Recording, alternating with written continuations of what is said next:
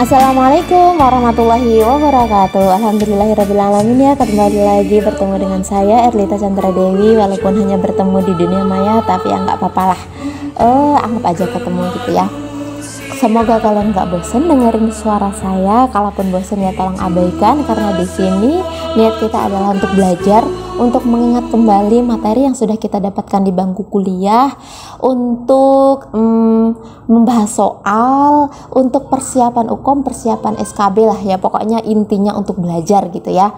Kali ini saya akan membahas beberapa soal tentang kelainan dalam persalinan yang disebut dengan 3P: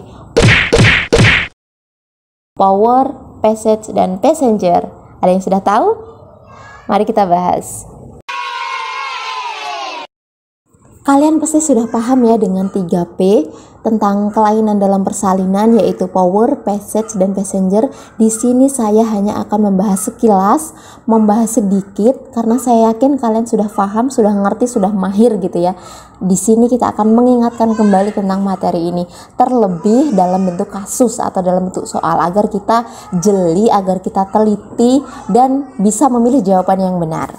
P yang pertama yaitu power, atau kekuatan gitu ya kalau kita diartikan secara bahasa Indonesia.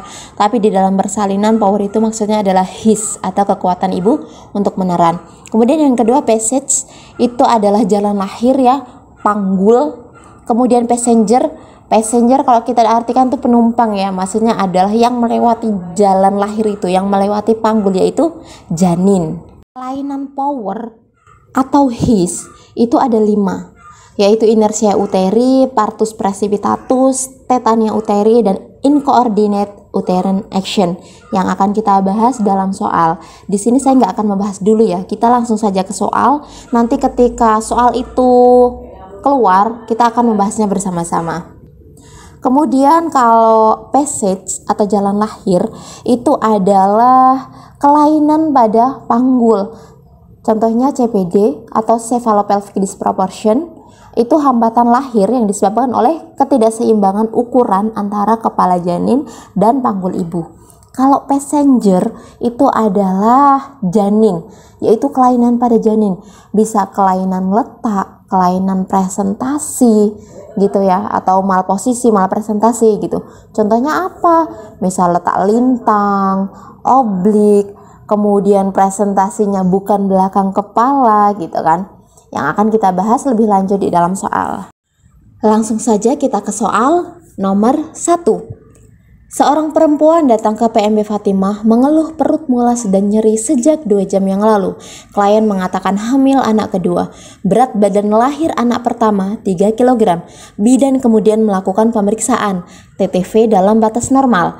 TFU 34 cm, DJJ 136 kali per menit, terdengar di atas pusat sebelah kiri ibu.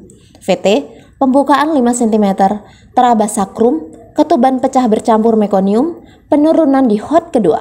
Tindakan selanjutnya yang harus dilakukan oleh bidan adalah, kita bahas. Kalau kita lihat di soal, itu kan seorang perempuan datang ke PMB, berarti ke rumah bidan. Berarti bidan ini sendirian di rumah, menolong persalinan seorang sendiri. Tidak di puskesmas, tidak di rumah sakit. Kemudian kita lihat lagi, kata kuncinya, dia pembukaan 4 cm. Berarti pasien ini atau klien ini berada di kala 1 fase aktif persalinan. Kita lihat lagi, DJJ terdengar di atas pusat. Itu berarti presentasinya apa? Kita lihat lagi, teraba sakrum, ketuban pecah bercampur mekonium. Sudah jelas ya, ini presentasi bokong atau letak sungsang. Bidan boleh nggak menolong dengan persalinan sungsang? Tapi ini posisinya di PMB. Mari kita lihat penapisan kala 1. Ada 18 penapisan kala 1. Sebenarnya ada banyak ya, tapi yang sering dibahas secara kasus itu adalah 18 penapisan kala 1. Ini adalah pegangan kita sebagai bidan yang mempunyai praktek mandiri di rumah. Kita harus hafal, kita harus tahu mana yang bisa kita tolong dan mana yang harus kita rujuk. Jika kita menemukan salah satu dari 18 ini, berarti kita harus merujuk, karena ini masuk ke dalam penapisan kala 1. 1. Anemia berat.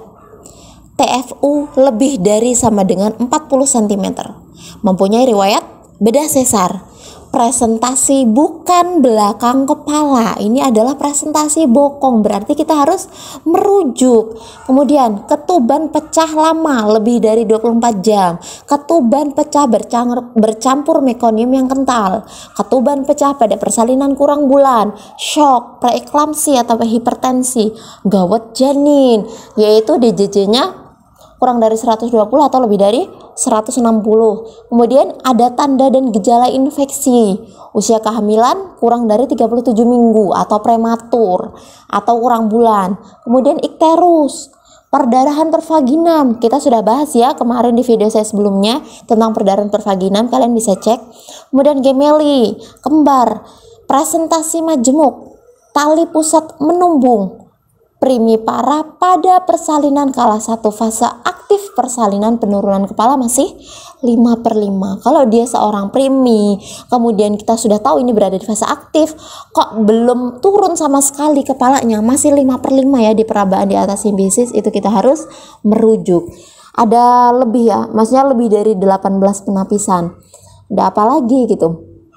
Persalinan dengan penyakit penyerta, contohnya TBC, penyakit jantung, diabetes mellitus, hepatitis B, dan lain sebagainya, itu juga harus kita rujuk.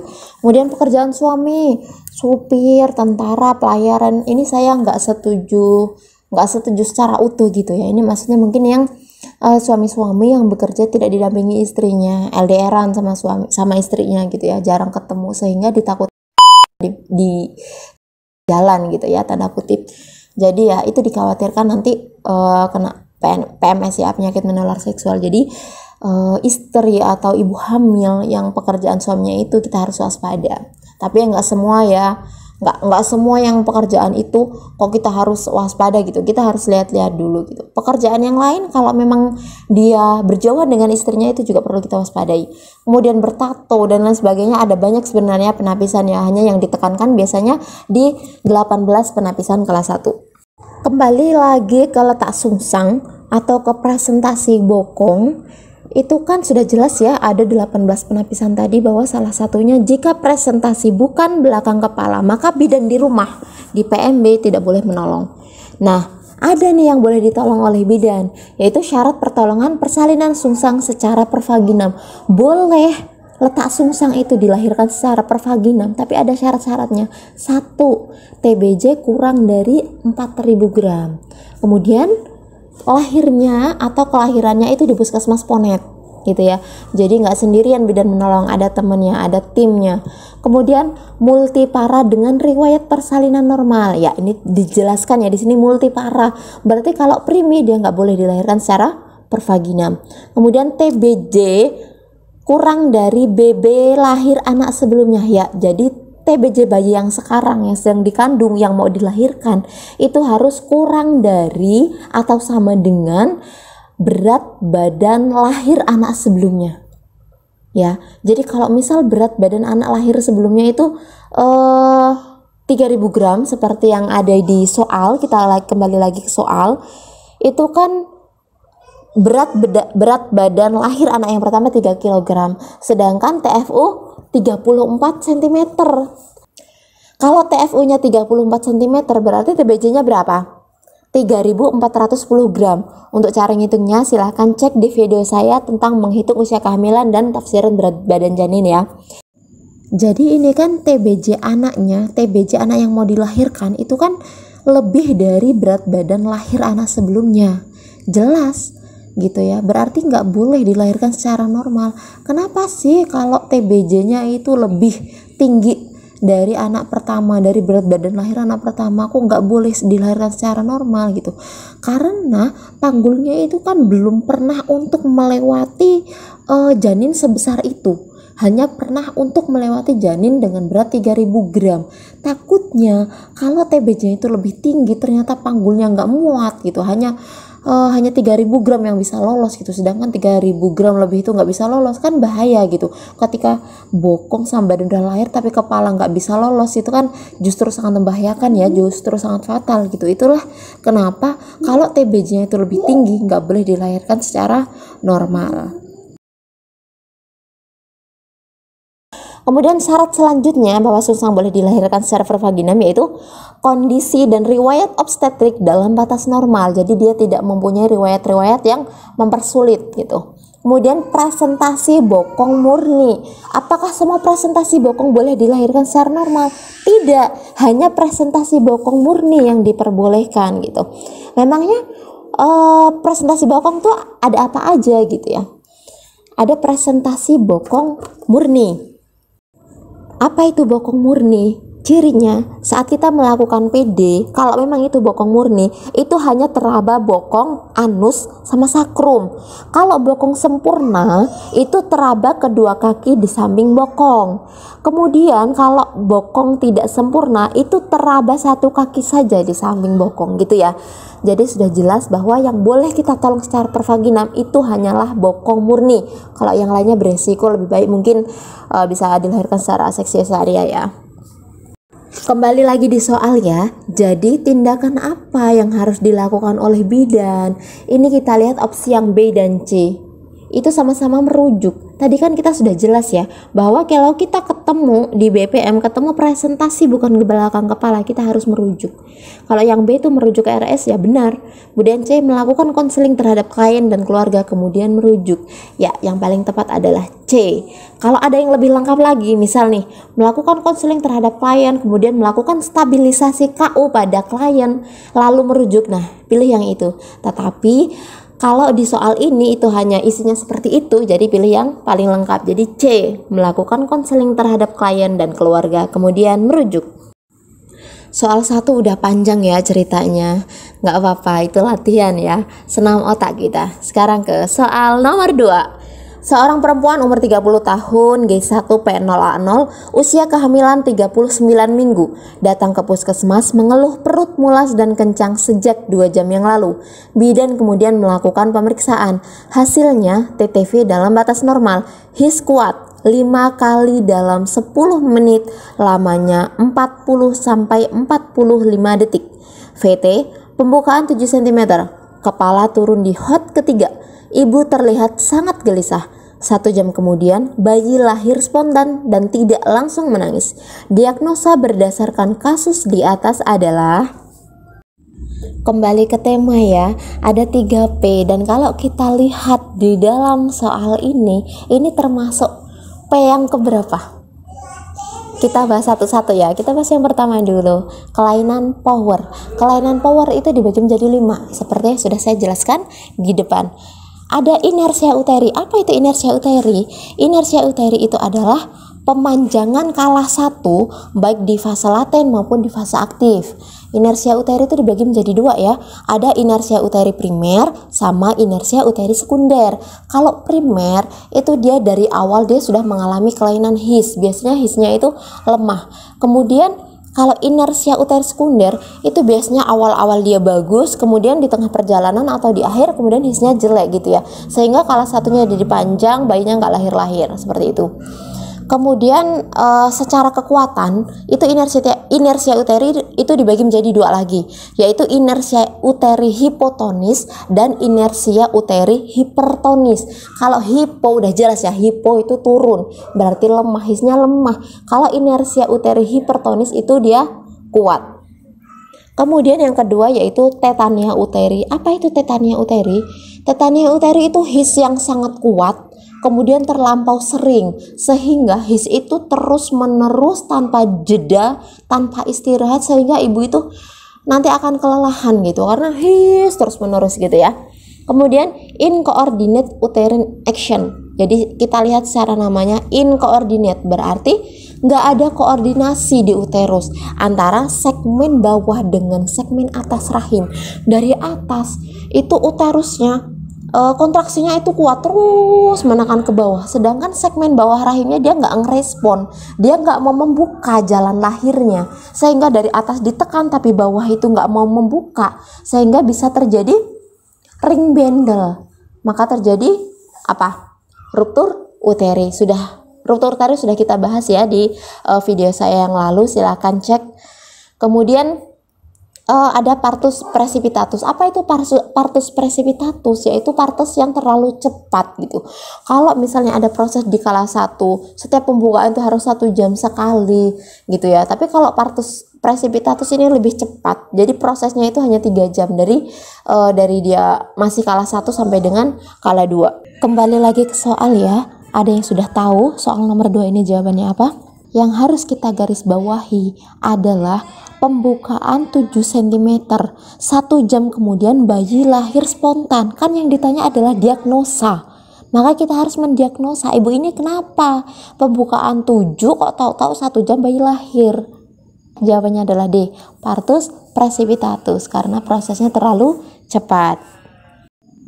Soal ketiga, pada soal nomor 2, penyebab terjadinya kondisi yang dialami perempuan tersebut adalah, ya jadi yang ditanya adalah soal nomor 2, penyebab dari partus precipitatus itu adalah, ya karena hisnya kuat 5 kali dalam 10 menit, lamanya 40-45 detik, itu berarti, ya benar sekali, jawabannya adalah E, tetania uteri. Next ya, soal keempat. Nyonya LH umur 23 tahun, G1P0A0, usia kehamilan 40 minggu, datang ke PMB mengeluh mulas.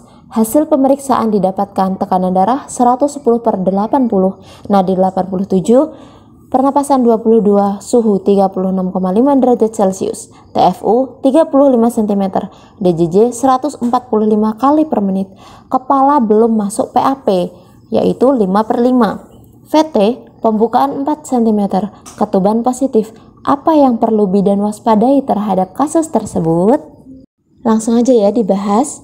Perhatikan, ini adalah G1, berarti dia primipara. Pembukaan 4 cm berarti dia berada di kala 1 fase aktif. Kita lihat di penapisan, di 18 penapisan kala 1. Primipara pada kala 1 fase aktif persalinan, kepala masih 5/5. Itu artinya dia, ya, CPD. Nama lainnya adalah disproporsi kepala panggul atau DKP. B. Next, soal kelima. Panjang banget ya soalnya. Nyonya KS usia 19 tahun, datang ke puskesmas mengeluh nyeri perut bagian bawah yang menjalar sampai ke pinggang. Ia mengatakan hamil anak pertama, usia kehamilan 9 bulan. Pada pemeriksaan TTV dalam batas normal, VT, pembukaan 6 cm, ketuban positif. Bidan melakukan observasi pada pukul 12 dengan hasil DDJ 138, his 4 kali dalam 10 menit, lamanya 40 detik. Pada pukul 13, DJJ 135 kali per menit, his 2 kali dalam 10 menit, lamanya 30 detik. Kemudian dilakukan observasi lagi pada pukul 14, DJJ 140, his 2-3 kali dalam 10 menit, lamanya 35 detik. Pukul 15, DJJ 141 kali per menit, his 2-3 kali dalam 10 menit, lamanya 35 detik. Yang dialami klien tersebut pada hasil observasi di atas adalah, perhatikan kata kuncinya. Ini bidan melakukan observasi di pukul 12, 13, 14, 15. Jadi selama 4 jam dia terus melakukan observasi ya, karena untuk mengisi partograf juga. Dilihatnya bahwa his itu yang pertama awal-awal pembukaan 6 ya, berarti dia sudah masuk fase aktif. 4 kali dalam 10 menit, lamanya 40 detik, normal gitu ya, udah fase aktif, harusnya memang hisnya seperti itu, lamanya seperti itu, sudah 4 kali, bahkan 4-5 kali harusnya. Kemudian di pukul 13, 14, 15 itu hanya 2 kali, 2-3 kali, kemudian lamanya hanya sekitar 30-35 detik. Itu kan berarti dia mengalami kelainan his atau hisnya mengalami penurunan. Awalnya bagus, kemudian akhir-akhir dari pertengahan sampai akhir-akhir hisnya jelek, memburuk gitu ya, hisnya melemah. Berarti dia, ya benar sekali, B, inersia uteri sekunder. Soal selanjutnya. Seorang perempuan umur 21 tahun, G1P0A0, usia kehamilan 39 minggu, datang ke PMB mengeluh perut kencang-kencang sejak 2 jam yang lalu. Bidan kemudian melakukan pemeriksaan dan didapatkanlah hasil. DJJ 150 kali per menit, terdengar sepihak dengan bagian terkecil janin. VT, pembukaan 6 cm, ketuban negatif, teraba fontanel anterior dan orbita. Penurunan di HOT kedua. Apakah penata laksanaan pada kasus tersebut? Ada yang bisa nebak ini presentasi apa? Kata kuncinya di mana? Teraba fontanel anterior dan orbita. Itu berarti presentasi? Ya, presentasi dahi ya. Gitu. Kalau presentasi muka apa? Teraba mulut, rahang, gitu ya, hidung gitu, pokoknya bagian-bagian muka itu presentasi muka. Kalau seperti ini, teraba fontanel anterior dan orbita, itu berarti presentasi dahi, berarti ini kan malpresentasi.